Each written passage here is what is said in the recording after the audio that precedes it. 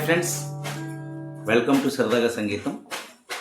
ముందుగా అందరికీ కూడా నూతన సంవత్సర శుభాకాంక్షలు అండ్ సంక్రాంతి శుభాకాంక్షలు. మీ అందరికీ నేను సరదాగా సంగీతం అనే ఛానల్ పెట్టి నేను ఎంతైతే నేర్చుకున్నానో నాకున్నటువంటి సంగీత జ్ఞానాన్ని మీ అందరితో షేర్ చేసుకుంటున్నందుకు నాకు చాలా సంతోషంగా ఉంది. దానికి కూడా మీ నుండి చాలా స్పందనలు వస్తున్నాయి. అందరూ కాల్స్ చేస్తున్నారు, నా నుండి సంగీతం ఎంతో కొంత నేర్చుకుంటున్నారు. అది నాకు చాలా ఆనందంగా ఉంది. మీకు ఇంతవరకు కూడా వయలిన్ పార్ట్స్ ఎలా ఉంటాయి, కీబోర్డ్ పార్ట్స్ ఎలా ఉంటాయి, కీబోర్డ్ని ప్లే చేసే విధానం ఎలా ఉండాలి, అదేవిధంగా వయలిన్ని పట్టుకునే విధానం ఎలా ఉండాలి, వాటి బౌయింగ్ స్టైల్ ఏంటి, ఇంకా ఫ్లూట్ గురించి కూడా ఒక వీడియో చేశాను. అంటే ప్రతి ఇన్స్ట్రుమెంట్ కూడా మీకు నేను ఏ విధంగా దాన్ని ముందు పట్టుకోవాలి. మనం వంట చేయాలంటే గరిటె పట్టుకోవడం రావాలి. ఏదైనా ఒక బాక్సింగ్ ఆడాలంటే పిడికిలు బిగించి దాన్ని ఎలా ఫోర్స్గా ప్రతి ఒక్క ఆటకు కానీ పాటకు కానీ ముందు దాని యొక్క స్టార్టింగ్లో మనం చిన్న బేసిక్స్ మర్చిపోతాం. అవి కానీ మనం గుర్తుంచుకోకపోతే ఆ లోపం అనేది మనకి లైఫ్ టైం ఉంటుందన్నమాట. అలాగే నేను నేర్చుకున్న దాంట్లో వయలిన్ ఎలా పట్టుకోవాలి, ఎలా ప్లే చేయాలి, ఎలా బౌయింగ్ వేయాలి, ఇవన్నీ మీకు చెప్పాను. ఫ్లూట్ గురించి కూడా చెప్పాను. ఇంకా కీబోర్డ్ని కూడా ఎలా ప్లే చేయాలి, ఈ ఫింగర్స్ని మనం ఎలా ఫింగర్ టిప్స్తోనే వాయించాలి, ఇలా రకరకాలవన్నీ మీకు నేను ముందు వీడియోస్ చూస్తే మీకు అర్థమవుతాయి. అది ఈరోజు మీకు నేను గిటార్ గురించి అందరూ చెప్పారు యూట్యూబ్లో. ప్రతి ఒక్కరు కూడా అందరూ కూడా చాలా మంచివాడు. అందరూ కూడా నాలాంటి వాళ్ళు ఎంతోమంది తనకున్న జ్ఞానాన్ని ప్రపంచానికి షేర్ చేస్తున్నారు. అందరికీ కూడా ధన్యవాదాలు. అందులో నేను కూడా ఒకడిని. నా పరిధిలో ఎంతమంది ఉంటారు, నేను చెప్తే ఎంతమంది వింటారు అనే ఉద్దేశంతో నేను నేర్చుకున్న జ్ఞానాన్ని మీకు నేను పంచుతున్నాను. అలాగని చెప్పి అవతల వాళ్ళతో నేను కంపేర్ చేసుకోవాల్సిన అవసరం లేదు. వాళ్ళ గురించి నన్ను నేను తక్కువ చేసుకోవాల్సిన అవసరం కూడా లేదు. మనకి మనమే హీరోస్ అంతే. ఫస్ట్ మనం కదా, నేను, ఆ తర్వాత మేము, ఆ తర్వాత మనం, ఆ తర్వాత అందరూ. అలానే కదా ప్రతి ఒక్కరు ఉంటారు. అలా నేను చెప్పే కొన్ని విషయాలు మీరు జాగ్రత్తగా విని అవి పాటిస్తారనుకుంటున్నాను. ఇది గిటార్ అందరూ చూశారు. ప్రతి ఒక్కరికి గిటార్ అంటే తెలుసు. ఎందుకంటే గిటార్తో ఫోజ్ ఇవ్వాలని చాలామందికి ఉంటుంది. గిటార్ తెలియని వాళ్ళు ఉంటారు. మౌత్ ఆర్గన్, ఇంకా మ్యాండలిన్ ఇలాంటివి తెలియని వాళ్ళు ఉంటారు. కానీ గిటార్ తెలియని వాళ్ళు నాకు తెలిసి ఎవరు ఉండరు. గిటార్ పార్ట్స్లో మనకి ముఖ్యంగా ఇది గిటార్ కదా. ఇందులో మనకి గిటార్లో రకాలు ఉన్నాయన్నమాట. ఈ గిటార్లో రకాలంటే ఏంటి లేదు, మనకి ఇది అకాస్టిక్ గిటార్ అనమాట. ఇది వుడ్తో చేయబడి ఉంటుంది. ఇంకా మనకి ఎలక్ట్రిక్ గిటార్ ఉంటుంది. ఇది ఇక్కడ ఉంది కదా మీదని, దట్ ఈజ్ ఎలక్ట్రిక్ గిటార్. ఇది మనకి పవర్తో మనం పవర్ ఉంటేనే అది బాగా పలుకుతుంది. పవర్ లేకపోయినా పలుకుతుంది, కానీ మనకు వినిపించదు, పర్సనల్గా వినిపిస్తుంది. దాన్ని మనం ఎలక్ట్రిక్ గిటార్ అంటాం. అయితే ఎలక్ట్రిక్ గిటార్కి అకాస్టిక్ గిటార్కి ఏం పెద్ద తేడా లేదు. రెండు ఇంచుమించుగా ఒకటే. కాకపోతే ఇది మనం ఎక్కడ పడితే అక్కడ పట్టుకెళ్ళిపోవచ్చు. ఎందుకంటే పవర్ మన వెనకాల రాదు కాబట్టి ఇది మనకి ఎక్కడ పడితే అక్కడ పట్టుకెళ్ళిపోవచ్చు. ఎలక్ట్రిక్ గిటార్ అలా కాదు, ఎక్కడ పవర్ ఉంటే అక్కడే అది పనిచేస్తుంది. అంటే స్టేజ్ పెర్ఫార్మెన్స్లకు మాత్రమే ఎక్కువగా ఉపయోగిస్తూ ఉంటారు ఎలక్ట్రిక్ గిటార్. స్టూడియో రికార్డింగ్స్ ఇంకా రకరకాలవన్నీ ఉపయోగిస్తారు.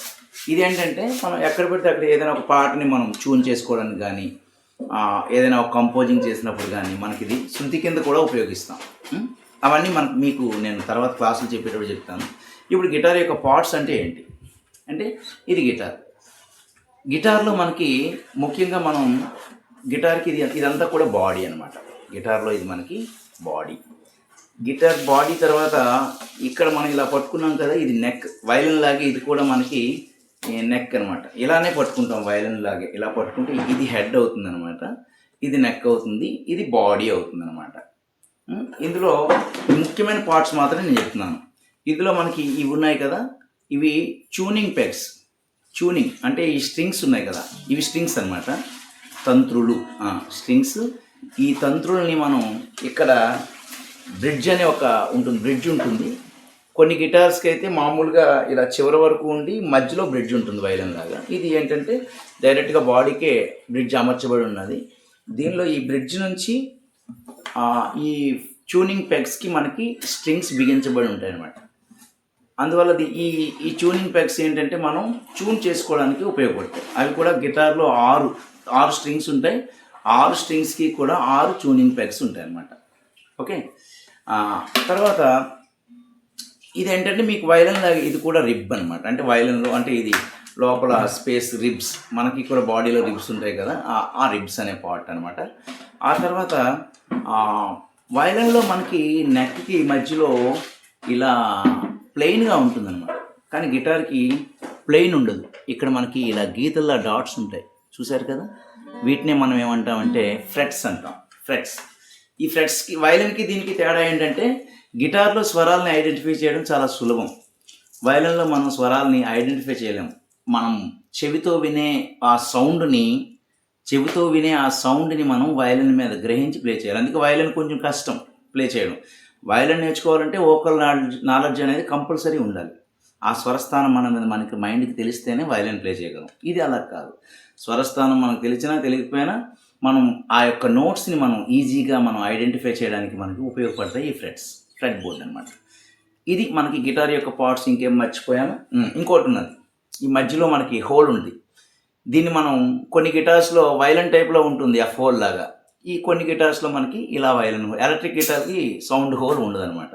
అది డైరెక్ట్గా ఎలక్ట్రికల్లోనే వస్తుంది కాబట్టి దీన్ని ఏంటంటే సౌండ్ వస్తుంది అనమాట. ఈ మధ్యలోని సౌండ్ వస్తుంది.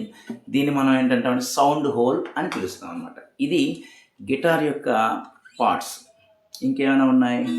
ఇంకేం మెయిన్ పార్ట్స్ అయితే ఇవి. గిటార్లో సెకండ్ పార్ట్ వైలన్కి అయితే బాగుంటుంది కాబట్టి దీనికైతే పిక్ అంటాం. జనరల్గా సరదాగా పిక్ అంటాం. స్పెక్ట్రమ్ అని పిలుస్తాం అనమాట. అంటే పికింగ్ చేస్తాం కాబట్టి దీన్ని పిక్ అంటాం. ఫింగర్ పికింగ్ అంటే ఫింగర్తో పికింగ్ చేస్తాం. తర్వాత అది అప్గ్రేడ్ అనమాట. అంటే తర్వాత స్థాయిలో పిక్ తర్వాత మనం ఫింగర్స్తో కూడా ప్లే చేస్తాం అనమాట. ఇది ఫింగర్ పిక్ ఆర్ స్పెక్ట్రమ్ అంటాం. ఇది మనకి గిటార్కి సంబంధించినటువంటి పార్ట్స్. అయితే ఇంకా గిటార్ ప్లే చేసే విధానం ఒకటి ఉంటుంది. ఆ గిటార్ ప్లే చేసే విధానం కూడా ఈ వీడియోలో కవర్ చేస్తాను. ఇక్కడ మనకి ఏ గిటార్ కైనా ఇలా చిన్న యూ బెండ్ ఉంటుంది అనమాట. ఈ యూ బెండ్ని మనం మనం స్టూల్ మీద కానీ ఎక్కడైనా కూర్చునేటప్పుడు ఈ లెగ్ని మనం కొంచెం ఎత్తాం. లెఫ్ట్ లెగ్ ఇలా కింద ఉంచుతాం. ఈ రైట్ లెగ్ని మనం సపోర్ట్ పెట్టుకుంటాం. ఇలా మౌల్డ్ చేసుకొని ఇలా రైట్ లెగ్ని పెట్టుకోవాలి. పెట్టుకున్నాక ఈ లెగ్ మీద ఈ యూ బెండ్ని ఇలా పెట్టుకుంటాం అన్నమాట. ఈ లెగ్ మీద యూ బెండ్ని ఇలా పెట్టుకుంటాం. ఓకే, పెట్టుకుంటే ఒక్క నిమిషం. ఓకే, పెట్టుకున్న తర్వాత ఇలా యూ బెండ్ ఉంటుంది. ఈ లెఫ్ట్ హ్యాండ్ ఉంది కదా, ఈ లెఫ్ట్ హ్యాండ్ అనేది మనకి ఈ యూ బెండ్కి ఈ మీద నుంచి వచ్చినటువంటి యూ బెండ్కి ఇలా ఈ సైడ్ నుంచి దీన్ని ఇలా సపోర్ట్ పెట్టుకుంటాం.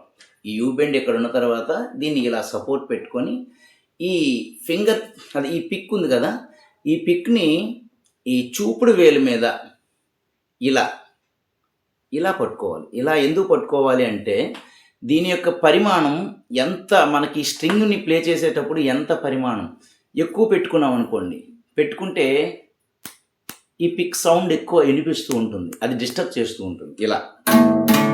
అందువల్ల దాన్ని ఎక్కువ పెట్టుకోకూడదు.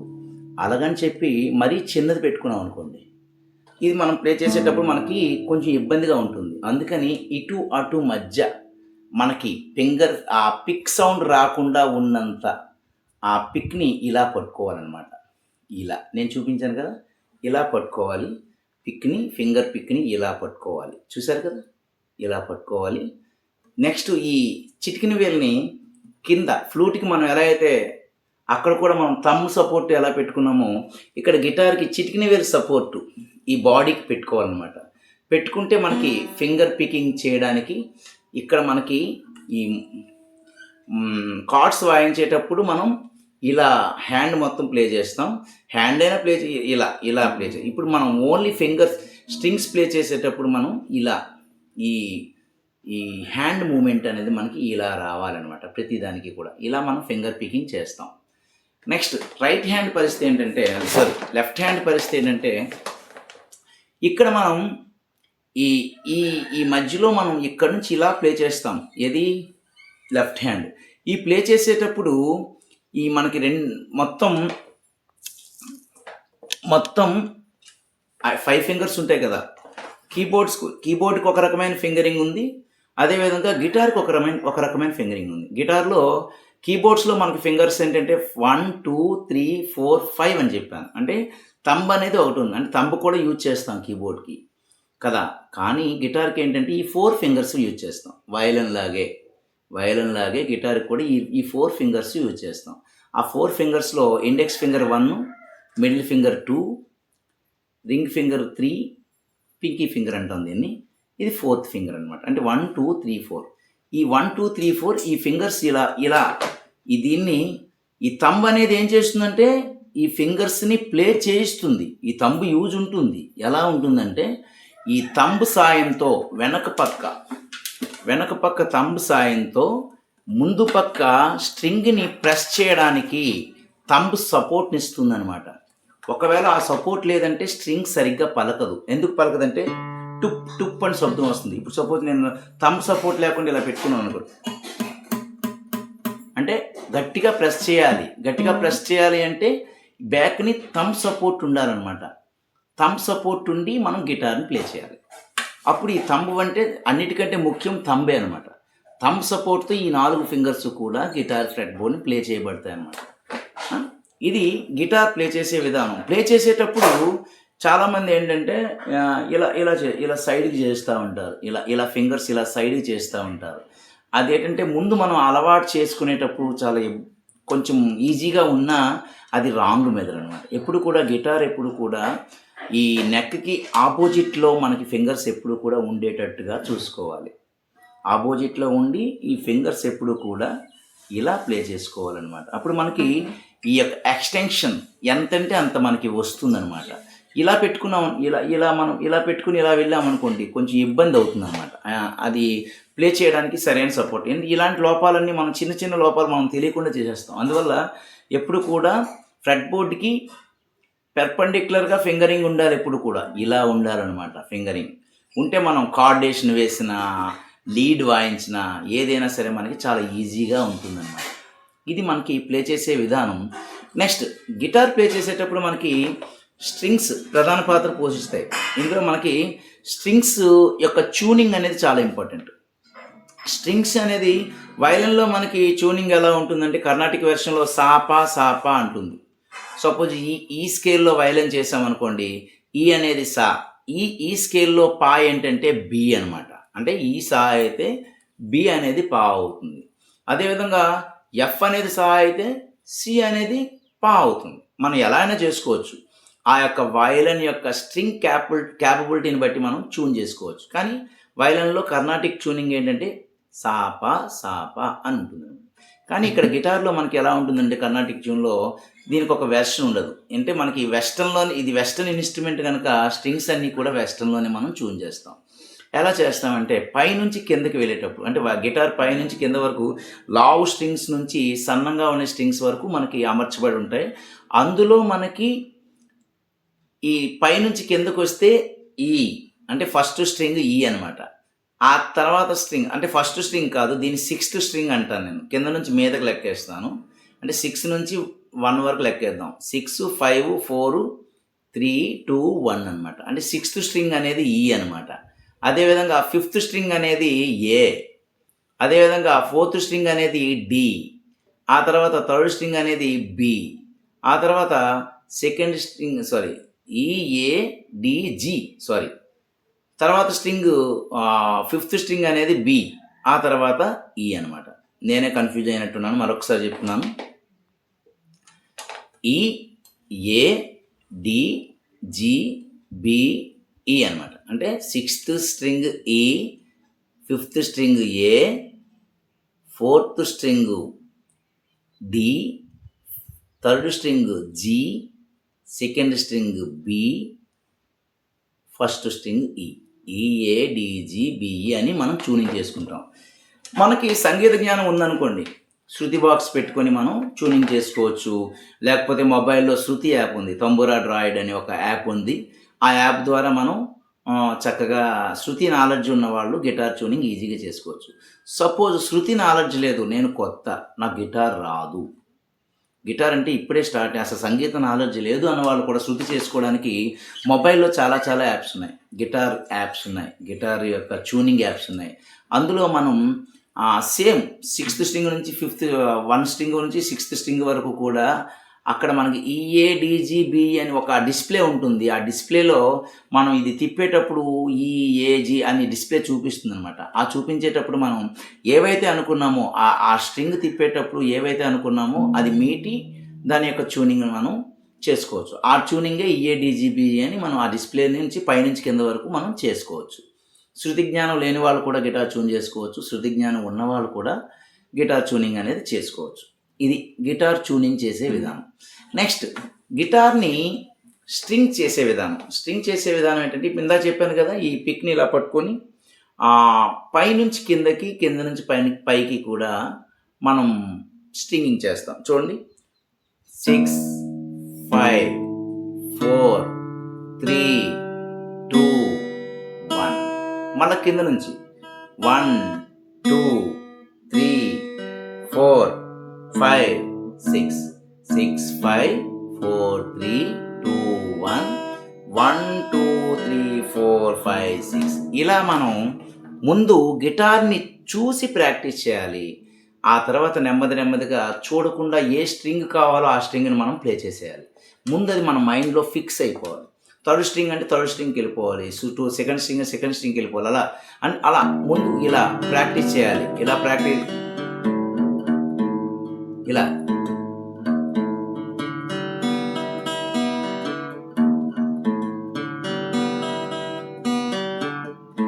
అలా మనం ముందు స్ట్రింగ్స్ని ఏ విధంగా మీటాలి చెప్పాను కదా. చిటికిన వేలు సపోర్ట్తో ఈ రెండు కూడా ఇలా ఈ పొజిషన్లో పట్టుకొని పైనుంచి కిందకి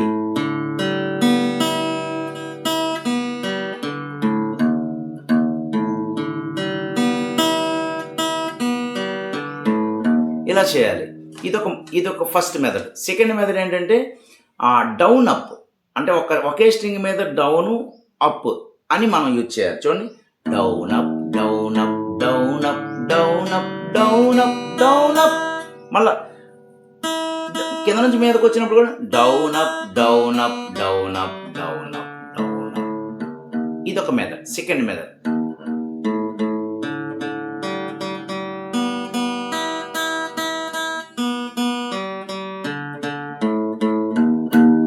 ఇది మనం గిటార్ని పట్టుకొని ఫస్ట్ ముందు గిటార్ని ఇలా పెట్టుకున్నాక, ఇలా చేశాక ఈ యొక్క కుడి చేతిని ఇలా సపోర్ట్ పెట్టుకొని ఇలా పెట్టుకొని ముందు ఈ రైట్ హ్యాండ్ని మనం ఖాళీగా ఉంచకూడదు. ఆ ప్రాక్టీస్ చేసేటప్పుడు ఇక్కడ మనం ప్లే చేయకపోయినా దీన్ని ఇలా పట్టుకొని ఇది మనం ప్రాక్టీస్ చేయాలన్నమాట. చేసిన తర్వాత ఇప్పుడు రైట్ హ్యాండ్ కాదు, లెఫ్ట్ హ్యాండ్. ఇప్పుడు లెఫ్ట్ హ్యాండ్ని ఎలా ప్లే చేయాలనే విషయాన్ని తర్వాత క్లాసులో నేర్చుకుందాం. ఇది మనం గిటార్ని ఎలా ప్లే చేసే ముందు ఎలా దాన్ని మనం హోల్డ్ చేయాలి, ఎలా పట్టుకోవాలి, కూర్చునే విధానం ఏంటి, సపోర్ట్ చేసుకునే విధానం ఏంటి, మనకి ఫింగరింగ్ అనేది ఎలా ఉండాలి అనేది, ఇది గిటార్ని మనం నాకు తెలిసిన జ్ఞానం మేరకు మీకు నేను చెప్పగలుగుతున్నందుకు చాలా సంతోషంగా ఉంది. ఇంకా మరిన్ని మంచి వీడియోస్తో మీకు నేను అప్గ్రేడ్ అవుతూ ఉంటాను. మీరు నన్ను మీ యొక్క ఎంకరేజింగ్ నాకు ఎల్లవేళలా ఉండాలనే ఉద్దేశంతో నేను ఇంకా ముందుకి చాలా వీడియోలు చేస్తాను కూడా. ఇది మనకి ఎప్పుడు కూడా పనికొచ్చే వీడియోస్. మనకి సంగీత జ్ఞానాన్ని కానీ, ఇంకా విద్యకు సంబంధించిన జ్ఞానాన్ని కానీ చాలామంది నాలాగే యూట్యూబ్లో చాలామంది ఒకప్పుడు ఆ మారుమూల ఉన్నటువంటి నేర్చుకోవాలని ఆసక్తి ఉన్న వాళ్ళు అలా మిగిలిపోయేవాళ్ళు. ఇప్పుడు ఎవరైనా సరే సంగీతాన్ని నేర్చుకోవచ్చు. జస్ట్ చిన్న నాలెడ్జ్. అలాగని చెప్పి గురువు లేని విద్య గుడ్డి విద్య. గురువు లేకుండా మనం నేర్చుకోవడం అనేది అసాధ్యం. కానీ మనకు ఒక మంచి గురువు, యూట్యూబ్ అనేది మన మంచి గురువు అని మనసులో ఉద్దేశించుకొని చాలామంది గురువుస్, నేను చిన్న గురువు, నాలాగా ఎంతోమంది గురువుస్ ఉంటారు కదా, వాళ్ళందరూ కూడా మంచి గురువు అని మన మనసులో అనుకుంటే, పురాణాల్లో ఏకలవ్యుడు ఎలా నేర్చుకున్నాడో యూట్యూబ్ని మనం పట్టుకొని అలా నేర్చుకోవచ్చు. మనకి చాలా పనికొచ్చిన వీడియోలు ఏవో పనికిరాని వీడియోలు ఏమో మనం గ్రహించి మనం చాలా నాలెడ్జ్ని గెయిన్ చేయొచ్చు. ఇప్పుడు మనకు సంగీతం అనేది ఎక్కడో ఉద్యోగం వచ్చేస్తుంది, దానివల్ల మనం సంపాదించేస్తాం అనే ఉద్దేశంతో కాకుండా సంగీతం అనేది మనకి ముందు ఫస్ట్ మనకి మనశ్శాంతి ఇస్తుంది, పీస్, మనకి చాలా చాలా చాలా నాలెడ్జ్ ఇస్తుంది, చాలా ఒక ప్రెజర్ని తగ్గిస్తుంది అనమాట. మనకి చాలా ప్రెజర్ ఉంటుంది కదా, ఉదయం నుంచి సాయంత్రం వరకు వర్క్ చేస్తాం, వర్క్ చేసినాక ఇంటికి వెళ్తాం, ఇంటికి వెళ్ళగానే అలా కూర్చొని ఓకలు పాడడమో లేకపోతే ఒక మ్యూజిక్ ఇన్స్ట్రుమెంట్ ఏదైనా పట్టుకొని ప్లే చేయడము, మొత్తం ఆ ఒక్క 10 నిమిషాలు పావుగంట చేసిన ఆ పనికి ఉదయం నుంచి సాయంత్రం వరకు మనం చేసే ప్రెజర్ అంతా పోతుందనమాట. ఒక్కసారి ట్రై చేసి చూడండి.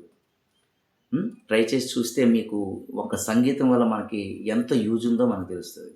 ఫస్ట్ ఆఫ్ ఆల్ కోట్ల రూపాయలు ఇచ్చినా సరే కొలవలేనిది, మనం కొనలేనిది ఏంటంటే మనశ్శాంతి, పీస్, సంతోషం, ఆనందం. అలాంటి అన్నింటినీ కూడా ఖచ్చితంగా ఇచ్చేది ఒక సంగీతం మాత్రమే. ఎందుకంటే అది నేను నిత్యం చేస్తూనే ఉంటాను. నాకు ఎవరు చెప్పకపోయినా ఏం చేసినా ఏవో ఒక ప్రయోగాలు చేస్తూనే ఉంటాను. నేను చేసే ప్రయోగాలు మీతో పంచుకుంటూనే ఉంటాను. అది అందువల్ల మీ అందరూ కూడా ఇది తప్పకుండా పాటించి ఫస్ట్ మనం ఎప్పుడు కూడా ఆనందంగా హ్యాపీగా ఉండాలనే మంచి ఉద్దేశంతో నేను ఈ వీడియోలు మీకు నేను చేస్తున్నాను. Thank you so much. మీకు ఈ వీడియో నచ్చితే ఫస్ట్ కిందనున్న గంట సింబల్ నొక్కండి, అవి మళ్ళీ నా వీడియోస్ మీకు వస్తూనే ఉంటాయి కదా. ఇంకా లైక్ ఇవ్వండి, షేర్ చేయండి, ముఖ్యంగా నన్ను ఎంకరేజ్ చేయండి. నేను మీతో నుంచి కోరుకునేది, నేను డబ్బును కోరుకోలేదు, ఏమీ కోరుకోలేదు. ఈ యూట్యూబ్ ఛానల్ దయ వల్ల నేను చాలామంది స్టూడెంట్స్ నాకు చాలా ఎక్కువ అవుతున్నారు. ఇంకా చాలామంది నాకు ఫోన్లు చేస్తున్నారు, నా స్టూడెంట్స్ కింద జాయిన్ అయ్యి నన్ను నా కుటుంబాన్ని ముందుకు నడిపిస్తున్నారు ఫైనాన్షియల్గా కూడా. నేను దానికి చాలా రుణపడి ఉంటాను, ముఖ్యంగా యూట్యూబ్ ఛానల్కి. మీరు కూడా యూట్యూబ్లో మంచి వీడియోస్ చూసి మీరు యూట్యూబ్ అనేది మన భవిష్యత్తులో చాలా ఉపయోగం. దాన్ని మంచిగా యూజ్ చేసుకోండి. మీరు కూడా నేర్చుకున్నది నలుగురికి పంచండి, అంతే నేను చెప్పాల్సిన విషయం అదే. ఇంకా చాలా చాలా వీడియోస్తో మీ ముందు ఉంటాను. Thank you so much.